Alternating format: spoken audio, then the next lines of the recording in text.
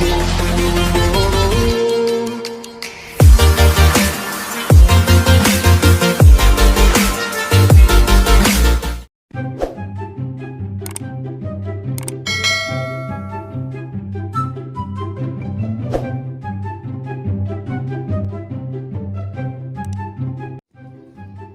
warahmatullahi wabarakatuh. Lanjut ke video berikutnya mengenai mata kuliah, tetap mata kuliah Bapak Hanafi Muslim, jasa konseling dan bimbingan manajemen. Nah, seperti itu. Yang mana kita akan presentasikan tentang makalah kami, tugas kami yang telah kita kerjakan selama ini. Tentang apa? Tentang apa? Itu tentang dasar manajemen bimbingan dan konseling. Nah, itu tentang itulah, seperti itulah. Mengenai pematerinya tetaplah kelompok kami, kelompok 4 seperti itu. Tapi berbeda di rolling, siapa yang akan membahas poin-poinnya. Ada 4 poin di sini. Yang mana nantinya tiap-tiap poinnya itu yang pertama, pemateri pertama yaitu siapa saja pematerinya dari pertama sampai terakhir. Pemateri pertama yaitu Muhammad Ridwan. Selanjutnya pemateri kedua itu saya sendiri, Mainatul Ania.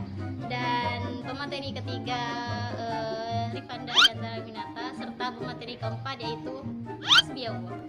Nah, lanjut saja. Itu adalah pemateri-materi yang akan menyajikan mengenai makalah dan tugas yang telah kita kerjakan. Langsung ke materi yang pertama yang akan menjelaskan mengenai, tonton aja lah. Di sini saya sebagai kelompok 4 akan menjelaskan pengertian prinsip bimbingan konseling. Prinsip bimbingan konseling yaitu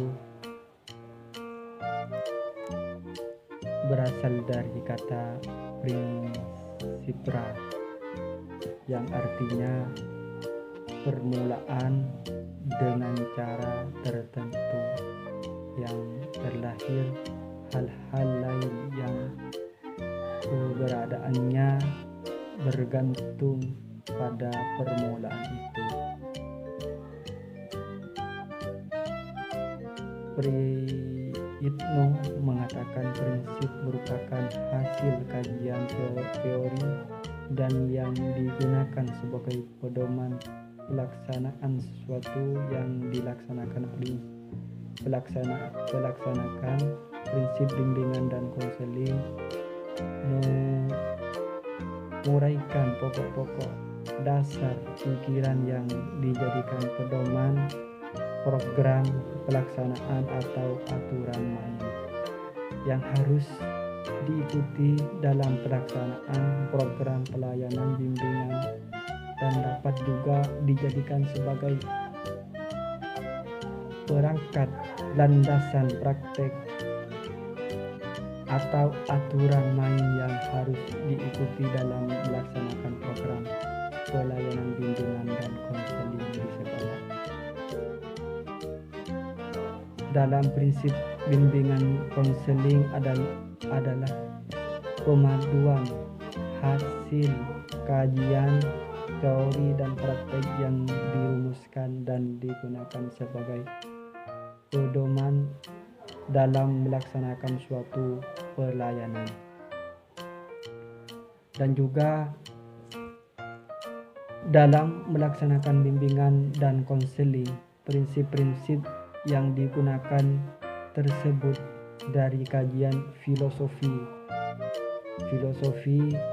hasil-hasil penelitian dan pengalaman atau praktek, dan juga tentang hakikat-hakikat manusia, perkembangan dan kehidupan manusia dalam konteks sosial, budaya, pengertian dan tujuan fungsi-fungsi dan proses penyelenggaraan bimbingan dan konseling. Sekian dari saya, kurang lebihnya mohon maaf. Assalamualaikum warahmatullahi wabarakatuh. Itu adalah penjelasan pemateri yang pertama. Lanjut ke materi yang kedua yaitu Mainatul Ania. Waktu dan tempatnya. Assalamualaikum warahmatullahi wabarakatuh. Di sini saya sebagai pemateri kedua akan melanjutkan pembahasan dari pemateri pertama, yaitu mengenai Di sini prinsip-prinsip bimbingan konseling yaitu ada 5. Ya, ada 5. Yang pertama yaitu prinsip berkenaan dengan sasaran pelayanan. Artinya di sini sasaran pelayanan bimbingan BK yaitu adalah individu. Artinya yaitu perseorangan. Baik secara perorangan maupun kelompok. Yang menjadi sasaran pelayanan BK yaitu mengenai tingkah laku dan sikap individu itu sendiri. Bagaimana BK itu menyelesaikan masalah mengenai suatu tingkah laku atau sikap individu itu yang yang sekiranya itu tidak mematuhi terhadap suatu norma atau aturan itu. Ya, di sini prinsip yang berkenaan dengan sasaran pelayanan yaitu BK melayani semua individu tanpa memandang umur, jenis kelamin, suku, bangsa, serta status sosial ekonomi. Jadi di sini BK itu tidak boleh membedakan siapa yang mau dia kasih tahu mengenai penyelesaian masalahnya, itu tidak boleh memilih-milih orang. Artinya semua orang itu berhak untuk mendapatkan pelayanan. Yang selanjutnya BK berurusan dengan sikap dan tingkah laku individu yang terbentuk dari berbagai aspek kepribadian yang kompleks dan unik. Artinya di sini BK itu berkecimpung dalam menangani sikap dan tingkah laku individu itu sendiri, mulai dari kepribadiannya, sifatnya dan lain sebagainya. Yang kedua yaitu prinsip berkenaan dengan masalah individu. Secara ideal pelayanan BK ingin membantu berbagai masalah individu, tetapi pelayanan BK itu hanya mampu menangani masalah klien secara terbatas.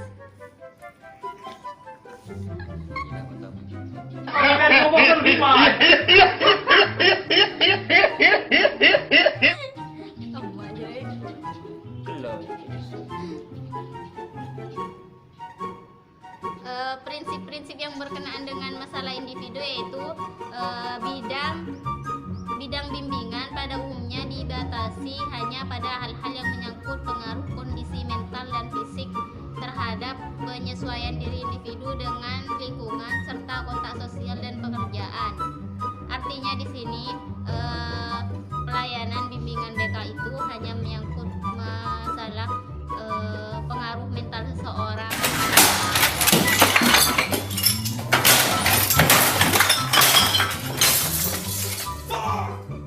serta kelakuan seseorang seperti itu. Selanjutnya yang mengenai masalah individu ini yaitu keadaan sosial, ekonomi dan politik yang kurang menguntungkan menuntut perhatian dari konselor untuk mengentaskan masalah siswa. Artinya di sini jika siswa itu mengalami masalah dalam kehidupan keluarganya seperti kurangnya perhatian dari keluarganya serta ekonomi dari keluarganya itu kurang baik, di sini pastinya siswa itu mengalami masalah ketika berada di suatu lembaga pendidikan. Jadi di situ tugas seorang BK itu harus berbicara langsung kepada siswa itu yang bermasalah itu mengenai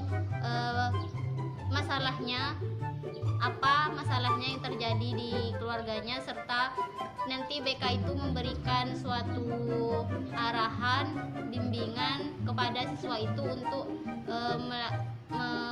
memperbaiki dirinya sendiri. Yang ketiga yaitu prinsip-prinsip berkenaan dengan program pelayanan. Di sini kegiatan pelayanan BK diselenggarakan dengan 2 cara. Yang pertama yaitu secara insidental dan terprogram. Pelayanan insidental ini yaitu suatu pelayanan yang diberikan klien-klien secara tidak langsung atau tidak terprogram. Artinya di sini misalnya ya seseorang itu datang ke konselor itu, orang itu sebelumnya tidak melakukan jadwal atau perjanjian dulu dengan konselor, sehingga itu yang dinamakan program insidental.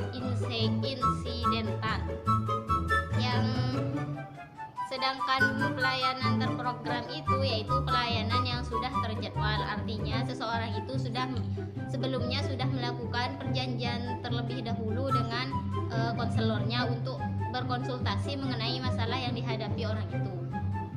Yang keempat yaitu prinsip berkenaan dengan pelaksanaan pelayanan. Ini pelaksanaan pelayanan BK dimulai dengan pemahaman tentang tujuan pelayanan.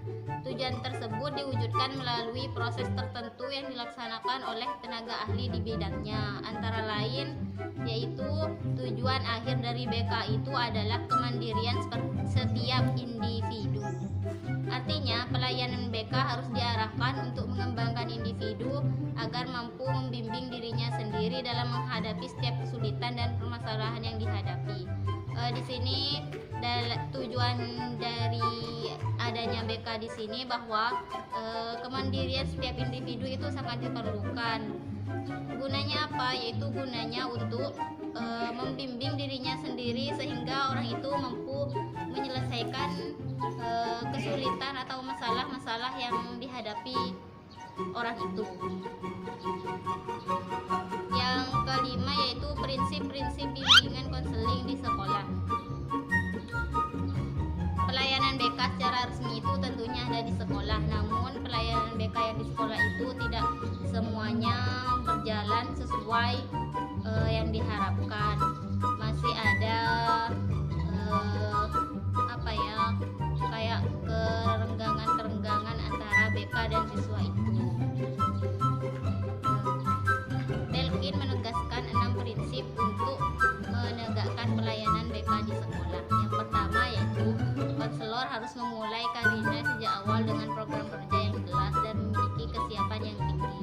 Artinya di sini yaitu seorang konselor atau orang-orang yang menempati jabatan di BK itu harus dari awal memiliki kemampuan ahli tentang BK dan konseling itu, sehingga dalam penempatan jabatannya itu tidak sembarangan orang bisa duduk di jabatan BK.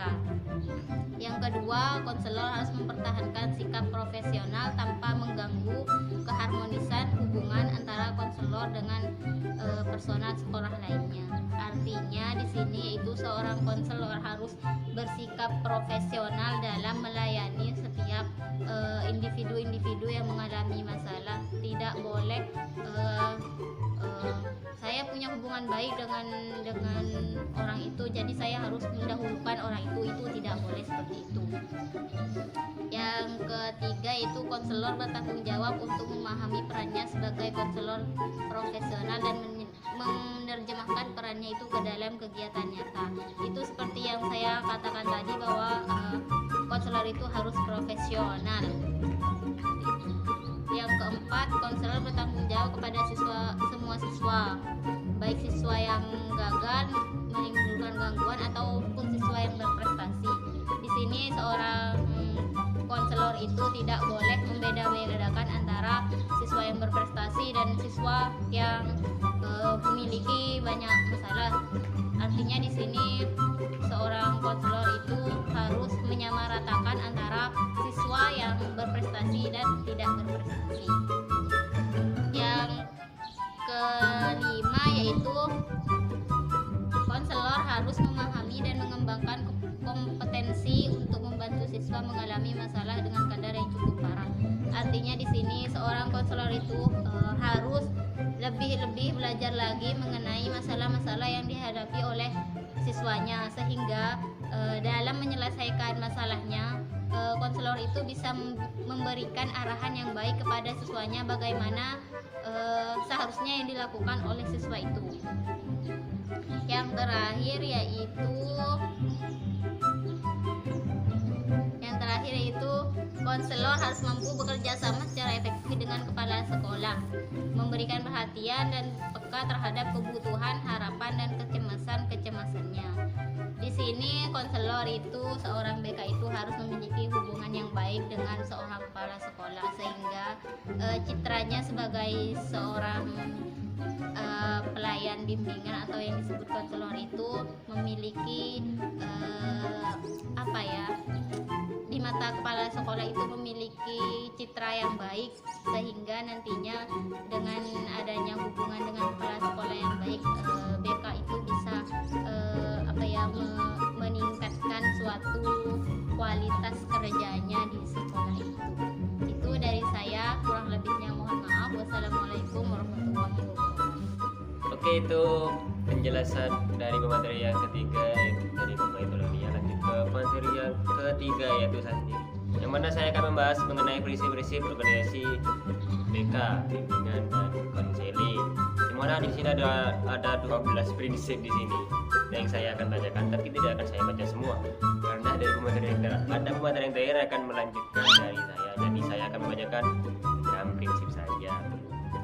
Yang mana prinsip-prinsip organisasi BK di sini perlu diperhatikan dari beberapa prinsip organisasi untuk menjamin kelancaran dari pelaksanaan program layanan BK itu sendiri di dalam organisasi pendidikan ataupun sekolah itu sendiri. Yang pertama, ada prinsipnya, yaitu pertama, organisasi harus mempunyai tujuan yang jelas. Yang mana organisasi BK ini harus mempunyai tujuan yang jelas, apa layanan-layanan yang akan dilaksanakan ataupun dilakukan di dalam sekolah itu untuk siswanya, bagaimana masalah-masalah itu akan terselesaikan dengan layanan-layanan yang dilaksanakan oleh BK itu sendiri. Ya, intinya harus ada tujuan jelas.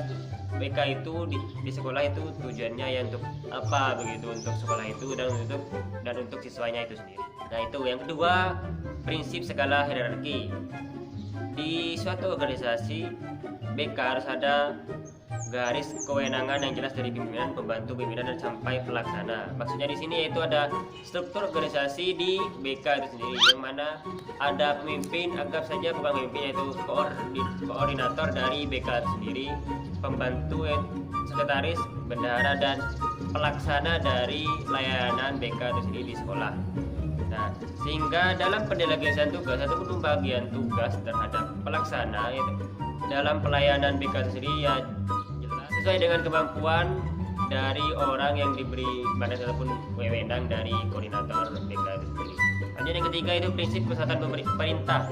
Dalam hal ini seorang hanya menerima perintah dan bertanggung jawab kepada seorang atasan saja, yang mana orang yang diberi tugas ataupun wewenang harus mematuhi perintah dari koordinator itu sendiri, karena intinya seperti ini. Contohnya ya seperti koordinator memberikan wewenang atau perintah untuk menyelesaikan masalah dari siswa itu sendiri, maka pelaksana yang diberi perintah oleh koordinator itu harus melaksanakan perintah dari atasan ataupun koordinator sendiri. Lanjut yang keempat, yaitu prinsip pendelegasian wewenang, yang mana dalam pendelegasian wewenang yang dilimpahkan itu meliputi kewenangan dalam pengambilan keputusan, melakukan hubungan dengan orang lain, dan mengadakan tindakan tanpa meminta persetujuan lebih dahulu kepada atasannya.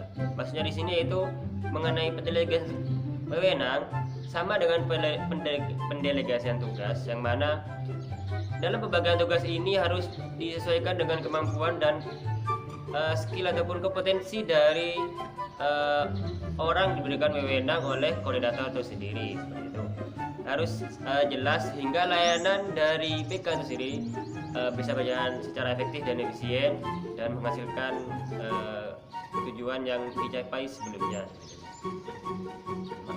Lanjut ke prinsip pertanggungjawaban. Dalam menjalankan tugasnya, setiap pegawai harus bertanggung jawab sepenuhnya kepada atasan.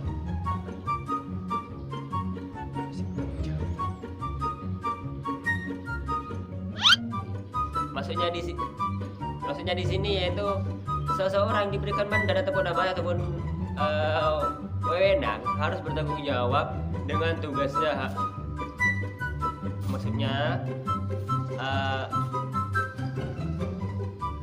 Maksudnya pekerjaan yang dilakukan oleh pelaksana layanan BK ini harus ditanggungjawabkan karena dia sudah diberikan amanah ataupun wewenang oleh atasan dan koordinator.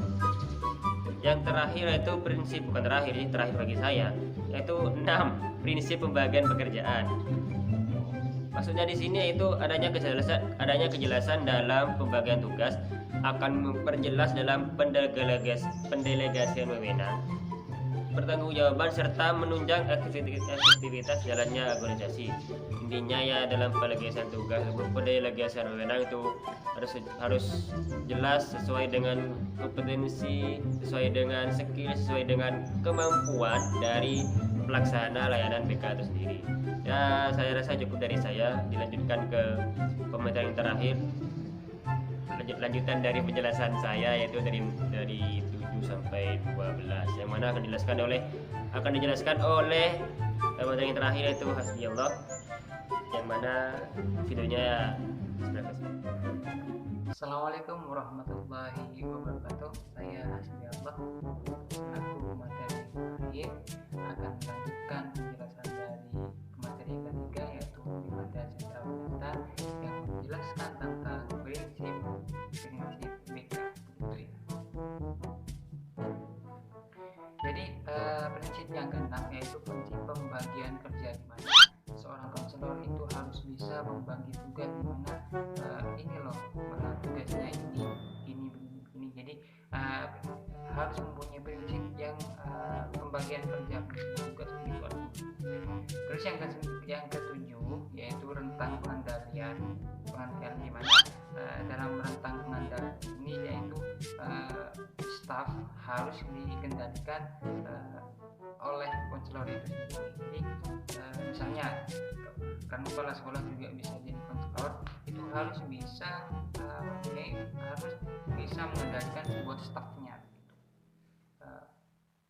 Oleh seorang atasan begitu. Terus yang kedelapan adalah prinsip fungsional. Ada prinsip setelah prinsip pembagian kerja, rentang pengendalian, dan selanjutnya itu prinsip fungsional. Yang ke-9 yaitu prinsip pemisahan, di mana seorang konselor itu mempunyai tanggung jawab tugas pekerjaan seseorang tidak dapat dibebankan ke orang lain. Jadi tugas dari individu-individu itu tidak dapat diberikan kepada orang lain. Itu adalah prinsip yang harus dipunyai oleh seorang pegawai. Terus yang ke-10 adalah prinsip keseimbangan, di mana struktur organisasi dan efektifan tujuan dari organisasi itu harus seimbang. Agar apa? Agar bisa mencapai kebijakan itu agar sekolah itu dapat bisa melaksanakan tujuannya itu dengan baik. Yang ke-11 yaitu fleksibel. Fleksibel apa? Itu fleksibel dapat berubah-ubah, dapat berkembang, dapat bertumbuh, dapat tumbuh berkembang melalui misalnya sebelumnya itu tidak maju menjadi maju, dapat berkembang. Jadi itu ada prinsip fleksibel, di mana seorang konselor itu harus mempunyai prinsip yang fleksibel. Dan yang terakhir yaitu prinsip kepemimpinan. Jadi seorang konselor itu harus bisa menata, seperti kita kan salah satunya yaitu sebagai konselor. Jadi itu kita harus bisa menata, di mana bisa memimpin, bisa menata, bisa mengelola, bisa semuanya. Intinya harus kita sebagai konselor itu harus bisa semuanya, bisa memimpin. Baiklah, itu adalah penjelasan dari kelompok kami. Jangan lupa like, comment, dan subscribe. Wassalamualaikum warahmatullahi wabarakatuh. Oke, ini adalah presentasi dari kami dari kelompok 4 tentang dasar manajemen, bimbingan, dan konseling. Sebelum itu kalian jangan lupa absen kembali di kolom komentar nantinya. Formatnya seperti ini. Di sini. Dan sesi yang berikutnya itu tanya jawab. Kalian yang ingin mengutarakan pertanyaan kepada kami silahkan utarakan, tetapi di kolom komentar. formatnya seperti ini nanti ya. Kalau ingin bertanya, nanti kami akan menjawab pertanyaan-pertanyaan yang kalian utarakan kepada kami di kolom komentar yang kalian komentari nantinya. Oke, sekian presentasi dari kami dari kelompok 4. Semoga presentasi kali ini dapat bermanfaat bagi kehidupan kita dan kalian semua. Sebelum kita tutup, mari kita baca hamdalah bersama-sama ya. Baca hamdalah dimulai selesai. Oke, itu presentasi dari kami. Saya tutup. Thanks for watching. Assalamualaikum warahmatullahi wabarakatuh.